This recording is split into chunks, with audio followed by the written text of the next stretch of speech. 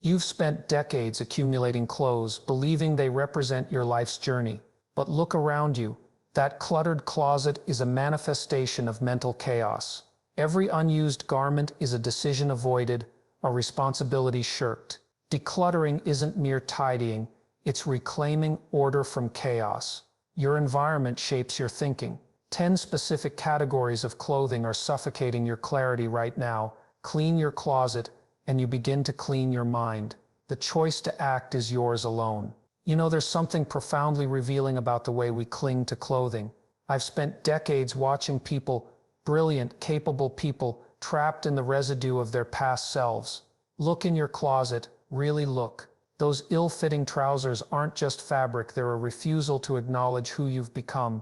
We begin with the clothes that no longer fit. They hang there, silent judges of time's passage. Perhaps they're too tight, reminders of a younger physique that's naturally transformed. Or maybe they're too loose, ghosts of illness or struggle you've overcome. Either way, they don't serve the man you are today. But why do we keep them? It's not simple sentimentality. Carl Jung would recognize this as an archetypal attachment to our former selves. When you clutch those pants that haven't fit in 15 years, you're not preserving clothing, you're refusing to accept the natural order of existence. Time moves, bodies change. Accepting this isn't defeat, it's alignment with reality. The psychological cost is greater than you think. Every morning searching through clothes that don't fit creates micro moments of shame, regret, or denial. These accumulate.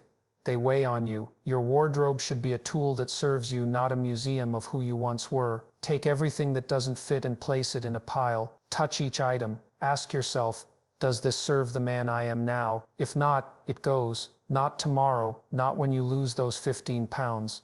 Now, this isn't about giving up. It's about seeing clearly, about honesty. Now, let's confront the damaged items. The sweater with moth holes, the shirt with the permanent stain, the pants with the torn pocket you've promised yourself you'd fix for 3 years. These aren't just clothing, they're manifestations of postponed decisions, of a life lived in the hypothetical future rather than the concrete present. There's nothing noble about wearing damaged clothes, not at your age, not after what you've built and what you've learned. There was perhaps a time in your youth when patched clothing signified something, rebellion perhaps, or economic necessity. But now it simply signals to the world that you've surrendered to entropy. The damaged garment represents a psychological contract you've made with chaos. I'll deal with this later becomes I accept disorder as my baseline. Small surrenders become large ones. The torn clothing today becomes the neglected relationship tomorrow. Your resistance has deep roots. There's the Depression-era mentality many of your generation inherited. Use it up,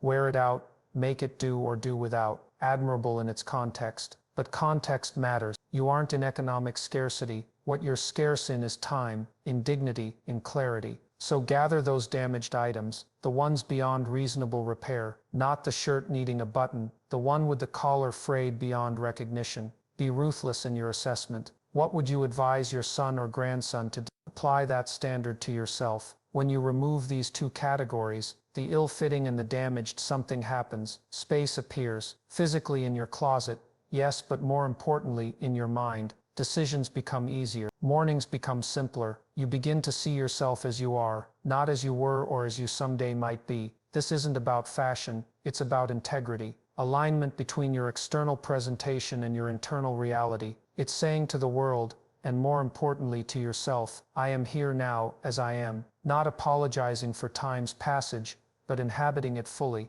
The professional world doesn't stand still, neither should your wardrobe. Those three-piece suits, the formal attire from your executive days, they hang like museum pieces, preserved in amber. But you're not a museum, you're a living, evolving man, and those clothes belong to a chapter that has closed. I've counseled countless men who cling to their professional uniforms years after retirement. The psychological attachment runs deeper than fabric. That tailored blazer represents authority, purpose, identity. Removing it feels like surrendering the very status you spent decades building. But understand this, the respect you earned didn't come from the clothes. The suit didn't make the man made the suit. What Jung would call your persona, that mask we wear in professional settings, can become so fused with your sense of self that removing the uniform feels like an amputation. but integration of the self requires acknowledging all your dimensions, not just the professional one. The executive was part of you, it is not all of you. Take each piece of outdated professional wear and ask, where am I going that requires this now? Not where you might go hypothetically,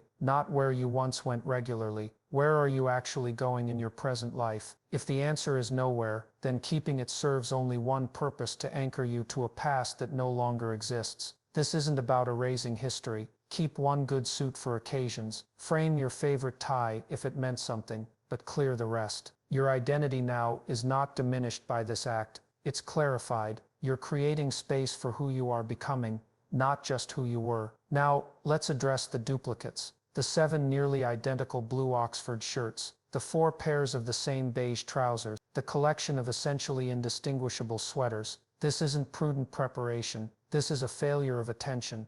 Duplication reveals a deeper pattern, one of mindless acquisition rather than conscious choice. It suggests decisions made on autopilot, purchases that filled a momentary need but never registered fully in awareness. And now they occupy not just physical space but mental bandwidth. There's a psychological burden in excessive choice that most don't recognize. Every morning, selecting between functionally identical items creates decision fatigue. The differences are so minimal that the choice becomes paradoxically harder, not easier. Your brain wastes energy distinguishing between near duplicates. This pattern often emerges from a scarcity mindset. I might not find this again, or what if this one wears out? But consider the actual scarcity in your life now. It's not resources. It's clarity. It's focused attention. It's the simplicity that comes with deliberate limitation. Gather all similar items. Place them side by side. Keep only the best 2 examples of each category. Not the newest, not the most expensive. The ones that fit best, feel best, serve best. The rest go. This isn't deprivation. It's curation. It's choosing quality of experience over quantity of possessions. When you reduce the duplicates, you regain mental space. Decisions become clearer. You develop what the Zen tradition calls beginner's mind, the ability to see each object freshly, not as part of an undifferentiated mass. Your relationship with what remains becomes more intentional, more meaningful. This process reveals something profound about human nature. We don't just collect things, we collect possibilities, potential versions of ourselves. But possibility without action becomes a weight, not a resource. The futures we imagine but never live crowd out the life actually before us. By releasing these first 4 categories, the ill-fitting, the damaged, the outdated professional wear, and the excessive duplicates, you're not just cleaning a closet, you're clarifying your relationship with time itself, with who you were, who you are, and who you're becoming. Not through addition, but through the more difficult act of deliberate subtraction. Looking into your closet, your eyes settle on items still bearing price tags, silent monuments to impulse, to moments of optimism unchecked by reality. We've all done it. The shirt purchased for a future version of ourselves. The trousers bought on sale that would surely come in handy someday. That someday never arrived, did it? These never-worn items reveal something fundamental about human psychology. We don't just buy clothes, we buy narratives. Stories about who we might become. The adventurous man in that hiking gear. The sophisticated gentleman in that cashmere sweater. The carefree spirit in those linen vacation clothes. But narratives without embodiment are merely fantasies. And your closet is not meant to be a storybook of unlived possibilities. The tags still attached speak a truth you've been avoiding. These garments don't belong to your life. They belong to a parallel existence, one that diverged from your actual path long ago. There's a poignant honesty in acknowledging this, not with shame, but with clear-eyed recognition. Psychologist Ernest Becker wrote extensively about man's inability to accept limitations. Your unworn clothes are physical manifestations of this resistance, emblems of paths not taken, of lives not lived. But there's profound wisdom in surrendering these phantom possibilities, not as defeat, but as a reclamation of the present. Gather everything with tags still attached. Hold each item and ask yourself not, might I wear this someday, but have I worn this in the past year? The answer tells you everything. These items aren't awaiting their moment. Their moment has passed without arrival. Let someone else live the story these clothes were meant for. Donate them. Give them purpose beyond mere possibility. In releasing them, you're not abandoning potential. You're acknowledging the actual. You're choosing to inhabit your real life, not the hypothetical branches that never grew. Now turn your attention to the shoes that hurt, the dress shoes that pinch, the loafers that rub at the heel, the boots too narrow at the toe. You've kept them because they look right, because they were expensive, because discarding them feels wasteful. But with each wearing, your body pays the price your mind refuses to acknowledge. This pattern reveals something deeper than mere discomfort. It shows how readily we override our body's wisdom in service of appearance or habit.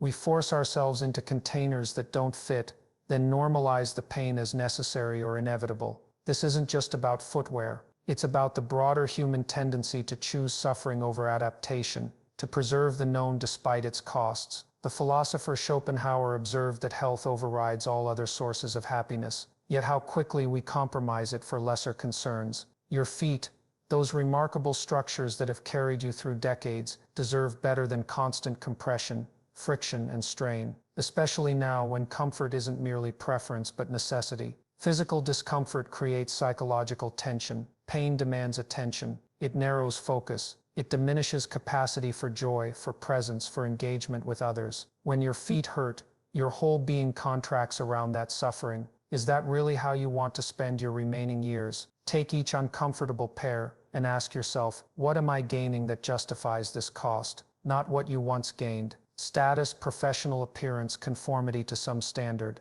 What are you gaining now? If the answer doesn't immediately justify the discomfort, the decision is clear. This isn't about surrendering to age or infirmity. It's about intelligence, about choosing battles worth fighting, and recognizing when discomfort serves no purpose beyond habit or vanity. The truly confident man isn't defined by his willingness to suffer pointlessly. He's defined by his ability to discern necessary sacrifice from needless pain. When you remove these two categories, the never-worn fantasies and the painful realities, something shifts in your relationship with clothing. You begin to see garments not as possibilities or obligations, but as tools, as extensions of your physical being that should serve your life as it is actually lived, not as it might have been or how others think it should be.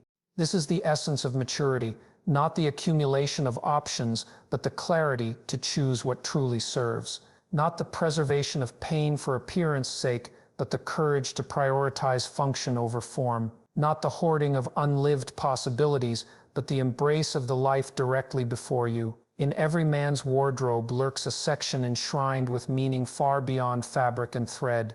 The Letterman jacket from your college days, the t-shirt from that concert in '76, the sweater your late wife gave you on your 20th anniversary. These aren't merely clothes, they're vessels of memory, tangible links to moments that shaped you. I've seen powerful men, CEOs, military leaders, men of considerable intellectual capacity become unexpectedly emotional when faced with discarding a threadbare shirt that carries no practical value but immense personal significance. This reaction isn't weakness. It's evidence of our deep human need for continuity of identity, for physical anchors in the river of time. The philosopher Heidegger spoke of ready-to-hand versus present-at-hand, objects that serve their function invisibly versus those we contemplate for their meaning. Your sentimental garments have long ago ceased being ready-to-hand. They no longer clothe you, they narrate you. But narratives belong in albums and journals, not consuming precious physical space in your daily environment.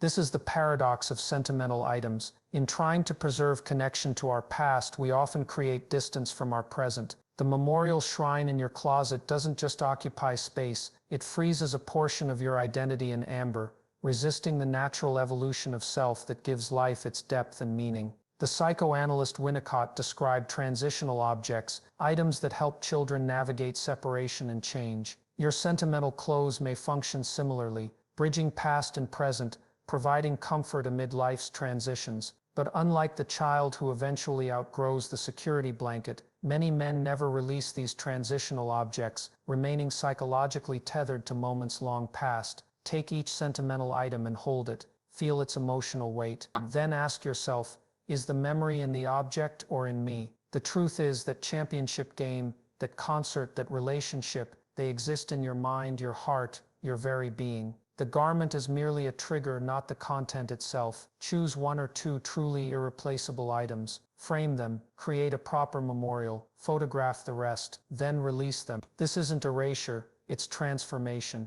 The memory doesn't diminish, it clarifies, freed from its material prison. Now turn to the seasonal items gathering dust year after year. The heavy winter coat in your Florida retirement home. The swimming trunks you haven't worn since the knee replacement. The hiking gear that's witnessed no mountains since the Carter administration. These aren't just unused objects. They're unacknowledged changes in your life patterns. Seasonal clothes reveal our reluctance to accept life's evolving rhythms. We maintain the equipment for activities long abandoned, preserving the illusion that we're merely between engagements rather than having moved to different chapters entirely. There's a poignant denial in the ski jacket unworn for 15 years.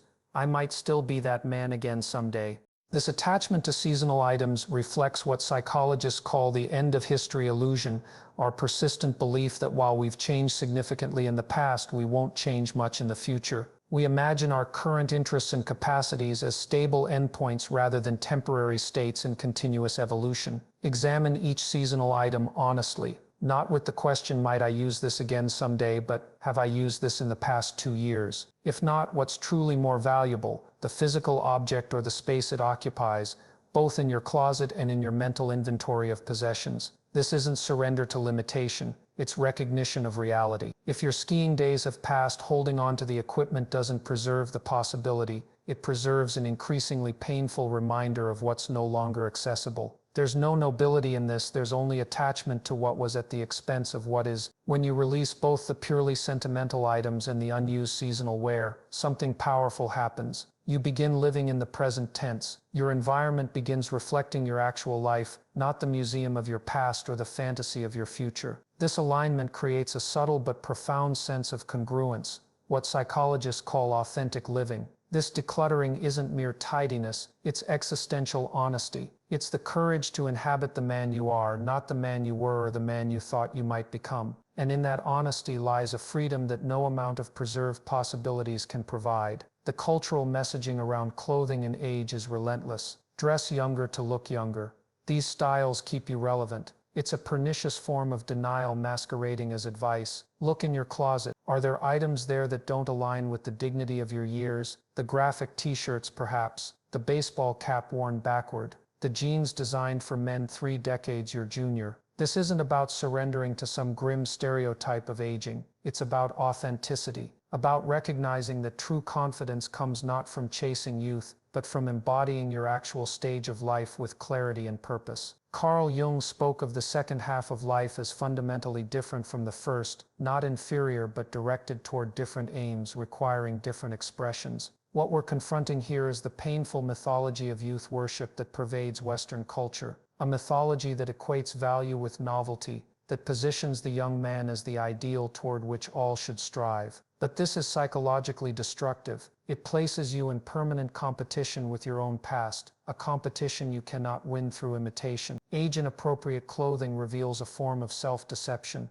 a refusal to inhabit your actual life stage. When you dress like a much younger man, you're not preserving youth, you're highlighting its absence. The contrast between container and contained becomes jarring, creating what psychologists call cognitive dissonance, the mental stress from holding contradictory beliefs simultaneously. This doesn't mean embracing shapeless, joyless attire. It means dressing with the confidence of a man who knows exactly where he stands in life's journey, who doesn't need to pretend. The truly magnetic older man isn't the one desperately clutching at youth's coattails. It's the one who carries his years with the same natural authority with which he carries well-chosen clothes. Take each questionable item and ask, does this express who I am now, or who I wish I still was? Not with judgment, but with honesty. The answer will tell you what stays and what goes. This isn't loss, it's alignment. It's integrity between inner reality and outer expression. Finally, examine your accessories. The collection of belts, most unused for years, the watches that never leave their cases, the ties from another era,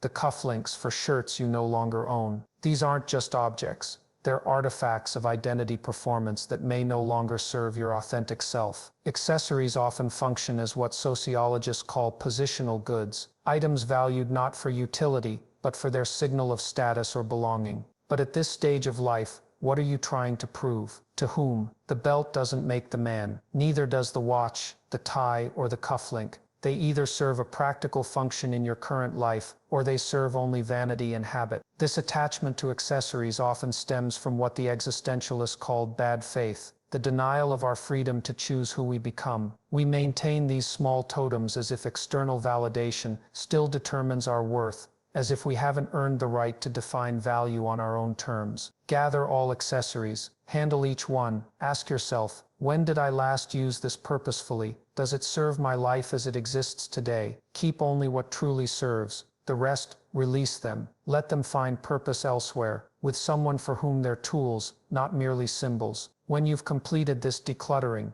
removing the age-inappropriate items and the unused accessories, you arrive at something profound.